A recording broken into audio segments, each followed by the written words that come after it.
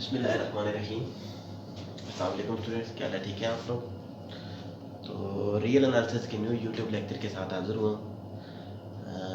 इससे पहले हमने रियल एनालिसिस वन के कुछ कोर्सेज किए थे, कुछ टॉपिक्स किए थे, जिसमें से चैप्टर थे हमारे पास चैप्टर फर्स्ट, चैप्टर सेकंड में हमने क्या क्या काम किया था। चैप्टर सेकंड में हमने काम किया था Rolle's theorem,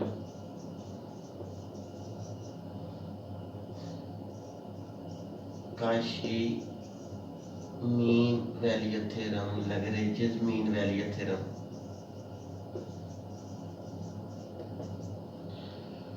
Taylor theorem,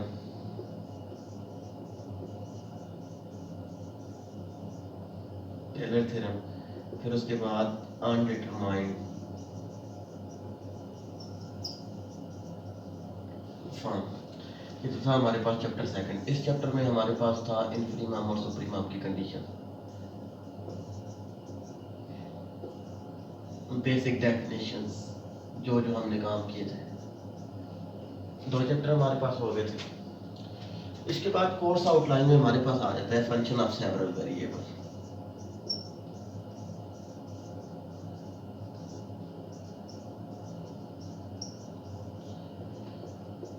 function of several variables का मतलब क्या था कि हमारे पास फंक्शन ऑफ सेवरल वेरिएबल्स को हम कहते थे कि जिसमें हमारे पास एक से ज़्यादा वेरिएबल आ जाए। ये स्टार्ट करते हैं, इसके ये हमारे पास लास्ट चैप्टर था। फिर इसके बाद हमारे पास एक चैप्टर रह जाएगा सीक्वेंसेस एंड सीरीज़ का, जो आप लोगों ने कुछ थोड़ा बहुत किया हुआ है और थोड़ा बहुत मैं आप लोगों को करवाऊँगा। तो हमारा कोर्स ऑलमोस्ट रियल एनालिसिस का कंप्लीट हो जाएगा। तो अब हमारे पास सबसे पहले आज जस्ट इसकी डेफिनेशन करेंगे। तो अब हमारे पास सबसे पहले हम क्या करते थे कि z is equal to f of x y, कि जब एक से ज़्यादा वेरिएबल हो जाए, x square plus y square is equal to 3xy, या हमारे पास x square plus y square is equal to cos of x y. जब एक से ज़्यादा वेरिएबल आ जाए किसी एक फंक्शन में, उसको हम बोलते हैं this is known as function of several variable, function of several variable.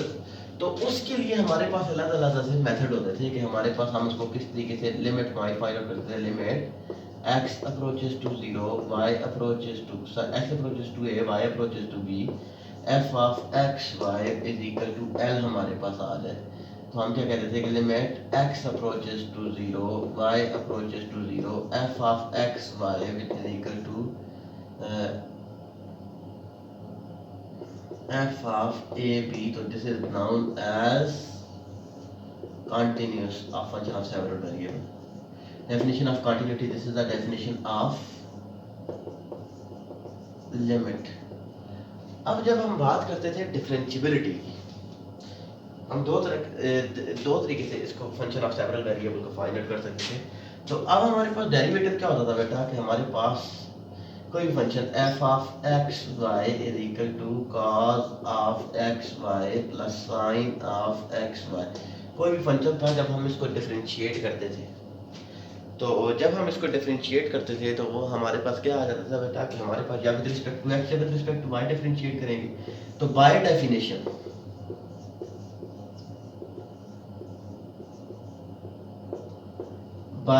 Definition के partial f by partial x, तो ये हमारे पास किसकी इक्वल होता है, limit x approaches to 0, f of x plus delta x into y minus f of xy over delta x। This is the derivative by definition when partial derivative with respect to x। अब इसी तरीके से partial derivative with respect to y हमारे पास क्या आ जाएगा, limit y approaches to 0, f of x y plus delta y minus f of xy over delta y। These are the definitions। by definition limit हम किस तरीके से find out करते हैं, डेरिवेटिव, पार्शियल डेरिवेटिव, ये हमारे पास आ गया। अब हमारे पास जिस तरीके से लिमिट की अलग अलग डेफिनेशन होती थी, कि हमारे पास लिमिट की definition epsilon delta definition, limit की एप्सिलॉन डेल्टा डेफिनेशन हमारे पास क्या आ जाती थी कि f of x y minus l is less than epsilon whenever x and y is less than equal to delta. इसी तरीके से हमारे पास किसकी कॉन्टिन्यूटी की डेफिनेशन भी हमारे पास एप्सिलॉन डेल्टा डेफिनेशन मौजूद थी। अब हमारे पास definition by function of several variable की definition epsilon delta definition, how we can epsilon delta definition a function of several variable. इसको हम बोलते थे कि बाय डेफिनेशन हम किस तरीके से इसको डिफाइन करते होते थे। तो अब differentiability and differentiable if f of x y be defined on epsilon neighbourhood. हमारे पास कोई भी फंक्शन था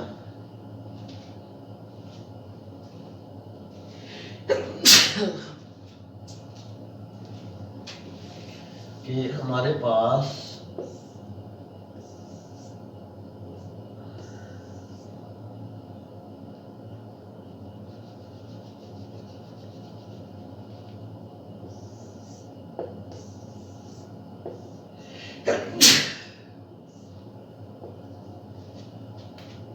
कि एफ ऑफ एक्स वाई कि कोई भी हमारे पास फंक्शन डिफाइन था, उसको हम बोलते थे कि ये हमारे पास किसी भी पॉइंट पर फंक्शन डिफाइन हो, कि ये हम कहते थे कि ये हमारे पास एक फंक्शन था x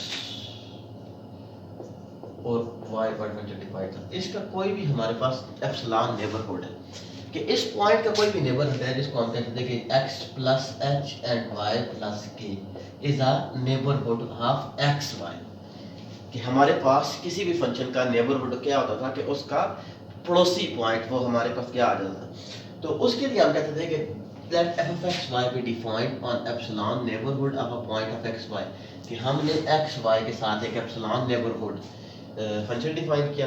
तो n epsilon of x y ये हमारे पास इस डेफिनेशन थी कि ये किसके इक्वल था कि x माइनस एक्स, x बार माइनस एक्स, ये हमारे पास जो पॉइंट थे इसको हमने x बार और y बार कह दिया था। तो हमारे पास सर्कल की डेफिनेशन थी x माइनस एक्स बार का square plus y minus y बार का square is less than epsilon, क्योंकि एप्सिलॉन नेबरहुड था तो इन दोनों के दरमियान डिस्टेंस रेडियस हमारे पास क्या था, एप्सिलॉन था।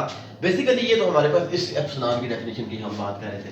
Now if f of x plus h and y plus k be any points in epsilon neighbourhood, कि उसके नेबरहुड के साथ हमारे पास हमने एक और फंक्शन, ये हमारे पास point f of x plus h and y, ये हमारे पास फंक्शन कौन सा था, f ऑफ x y था। तो f of x plus h and y plus k be any point in epsilon neighbourhood of x y, then f of x y is said to be differentiable. कि हम इस function को differentiable कब कहते थे कि अगर वो हमारे पास ये कंडीशन सेटिस्फाई कर जाए कि f of x plus h y plus k minus f of x y is equal to a h plus b k plus h into phi of h k plus k into psi of h k. This is the general definition. By definition की जब हम बात करते थे तो मैं अभी बताता हूँ कि ये a क्या है, ये b क्या है, ये h क्या है, ये k क्या है। तो अब h k तो मैंने आप लोगों को बताया था कि ये हमारे पास एप्सिलॉन नेबरहुड था, कि नेबरहुड पॉइंट थे h और k, और a और b हमारे पास टोटल डिफरेंशियल्स हैं। टोटल डिफरेंशियल्स की भी हम बात करते हैं। h और k की values phi of h k और psi of h k is a function, कि ये हमारे पास किसकी इक्वल होता है, जीरो के इक्वल होता है। अगर h भी जीरो हो जाए, k भी जीरो हो जाए, h भी जीरो हो जाए, k भी जीरो हो जाए, तो phi of h k is equal to zero, psi of h k is also is equal to zero. Now in such a case a h and b k is called differential, कि ये हमारे पास differential किसकी equal होता है कि a h plus b k के साथ। differential which is equal to AH plus BK is known as differential. This is the differential. अब हम किसकी A और B की वैल्यूज फाइंड आउट करते हैं। What are the values of A and B?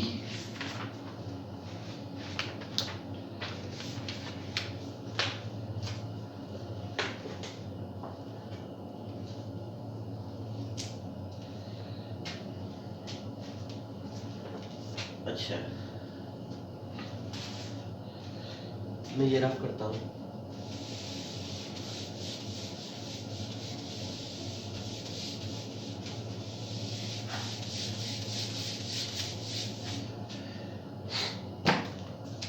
If we put, कहता है कि अगर if we put k is equal to 0 in equation 1, k की वैल्यू हमारे पास क्या आ जाए, 0 आ जाए इन इक्वेशन 1, तो हमारे पास किसकी इक्वल आ जाएगा, f of x plus h और y minus f of x y is equal to a h plus h into phi of h k।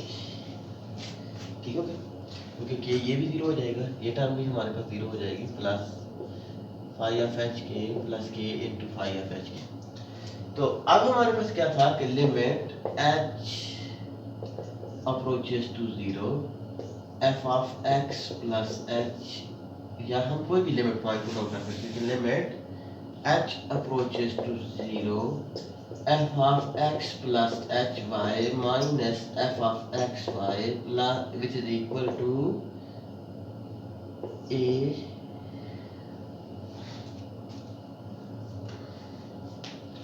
तो h दोनों में था, अगर हम क्या करें h कॉमन ले ले और h कॉमन ले लेकर दूसरी साइड पर डिवाइड कर दें, तो इधर हमारे पास क्या आ जाएगा a into phi of h के।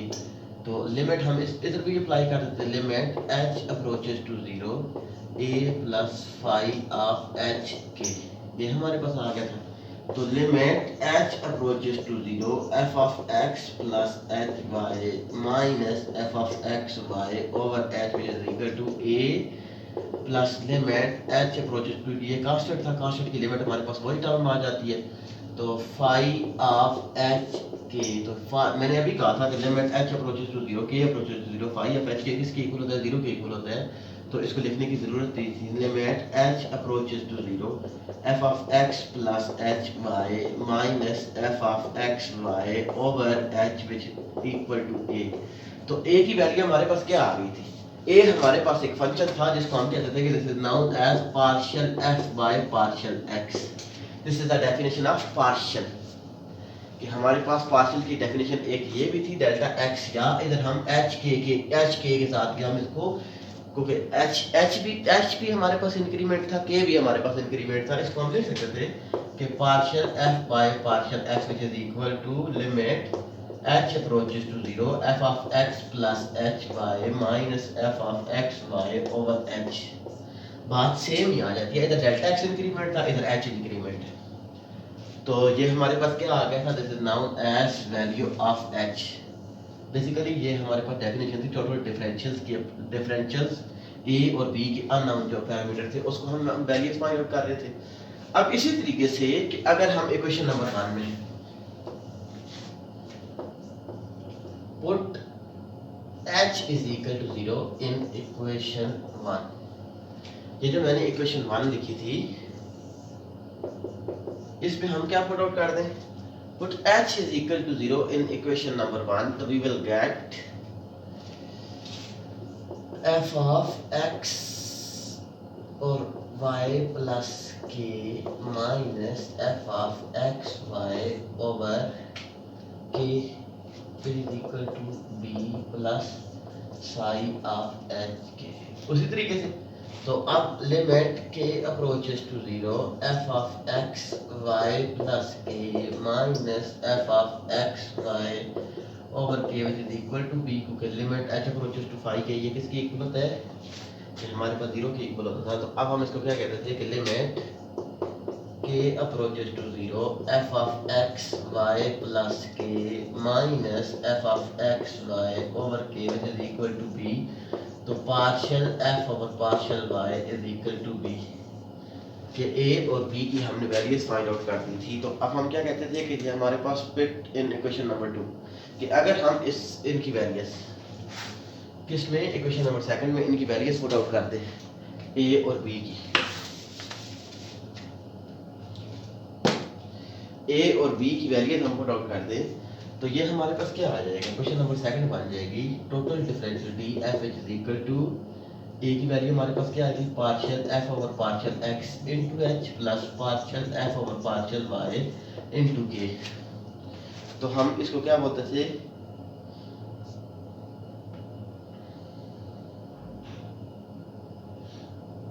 this is the definition total differentials of function of several variable by definition।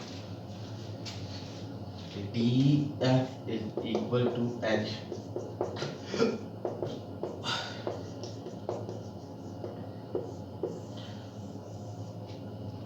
जब भी बाय डेफिनेशन की बात करेंगे तो ये हमारे पास टर्म रिलेट करती थी कि बाय डेफिनेशन। तो अभी मैंने स्टार्ट किया था, इसी से आगे जाएंगे, आहिस्ता आहिस्ता आगे जाएंगे। लास्ट चैप्टर है, तो ये तो हमारे पास डेफिनेशन बाय टोटल डिफरेंशियल्स।